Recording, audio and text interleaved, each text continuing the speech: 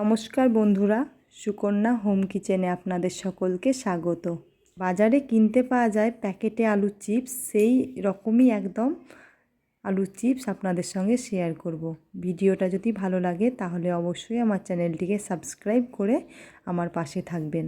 Bell নোটিফিকেশানটি on করে রাখবেন, তাহলে যে কোনো ভিডিও আমি শেয়ার করলে আপনারা আপনাদের ফোনে দেখতে পাবেন।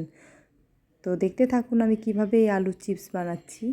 প্রথমেই আমি কিছু আলু নিয়ে নিয়েছি, একদম দেখতেই পাচ্ছেন মিডিয়াম সাইজের, একদম শক্ত দেখে আলুগুলোকে নিতে হবে। এখানে আলু চিপস বানানোর জন্য আলুগুলো কিন্তু একদম শক্ত দেখে নিতে হবে। চিপস বানানোর জন্য আলু কিন্তু একদম পারফেক্ট শক্ত হতে হবে। এখানে আমি খুব বড় সাইজ নিইনি, মিডিয়াম সাইজের আলুগুলোকে খুব ভালোভাবে খোসা ছাড়িয়ে নিচ্ছি। বাকি আলুগুলো আমি এমনভাবেই ছাড়িয়ে নিচ্ছি। ছাড়িয়ে নিয়ে আমি একটা বাটির মধ্যে জল নিয়েছি, জলের মধ্যে ভিজিয়ে রাখছি। ভিজিয়ে রাখলে কি হবে, আলুগুলো কালো হয়ে যাবে না, সেই জন্য আমি আলুগুলোকে ভিজিয়ে নিয়েছি। এখানে আমি একটা গ্রেটার নিয়ে নিয়েছি, গ্রেটার দিয়ে আলুগুলোকে কেটে নেব। তো আমি একদম প্লেন দিকটা দিয়েই করে নিচ্ছি, এখানে দুটো আছে, আমি একদম প্লেন খুব সুন্দরভাবে দেখতেই পাচ্ছেন একদম পাতলা পাতলা করে খুব সুন্দরভাবে কেটে যাচ্ছে। তো এইভাবে আমি বাকি আলুগুলোকেও ছাড়িয়ে নিচ্ছি। তো দেখতেই পাচ্ছেন কেমনভাবে আমি করে নিয়েছি, খুব সুন্দর এবং পাতলাও হয়ে গেছে। এখানে আমি পুরো আলুটাই কাটা হয়ে গেছে, দেখতেই পাচ্ছেন একদম কতটা সুন্দর হয়েছে।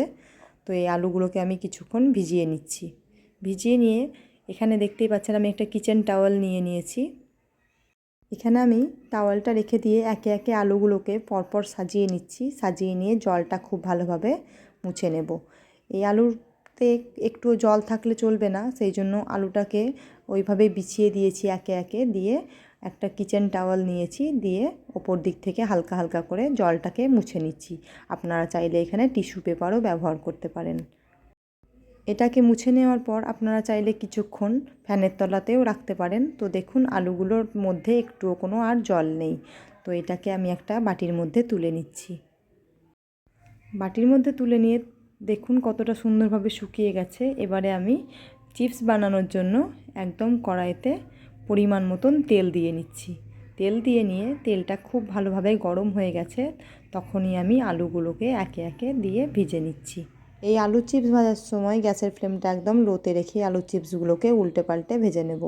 এই ভাজার সময় বুঝে নিতে হবে, দেখুন আলুগুলোকে খুব ভালোভাবে উপর দিকে উঠে এসছে, তাহলেই বুঝে নিতে হবে আলুগুলো খুব ভালোভাবে ভাজা হয়ে গেছে। আমি বাকি আলুগুলোকে এভাবেই আমি উল্টে পাল্টে করে একটা ঝান্নার সাহায্যে ভেজে তুলে নিচ্ছি। এই চিপসগুলো ভাজা প্রায় আমার অনেকটাই হয়ে গেছে।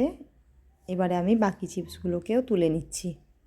বাকি চিপসগুলো আমার ভাজা প্রায় অনেকটাই হয়ে গেছে। এবারে আমি একটা থালা নিয়েছি এখানে, আর বাটিতে যে চিপসগুলো ভেজে তুলে রেখেছিলাম সেইগুলোই থালার মধ্যে ঢেলে দিচ্ছি। দেখুন কতটা সুন্দর হয়েছে, দেখতেই পাচ্ছেন খুব সুন্দর একটা কালার হয়েছে এবং খুব মুচমুচেও হয়েছে। আমি দেখুন আপনাদেরকে ভেঙে দেখাচ্ছি, খুব সুন্দর এবং মুচমুচে হয়েছে।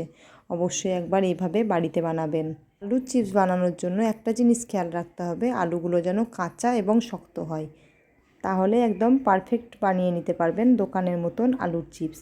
তো এখানে আমি নিয়ে নিয়েছি সামান্য পরিমাণে বিট লবণ, আর পরিমাণ মতন দিয়ে নিয়েছি লবণ।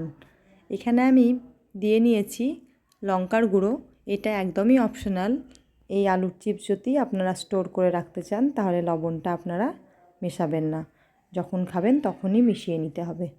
দেখতেই পাচ্ছেন কতটা সুন্দর একদম রেডি হয়ে গেছে দোকানের মতন আলুর চিপস।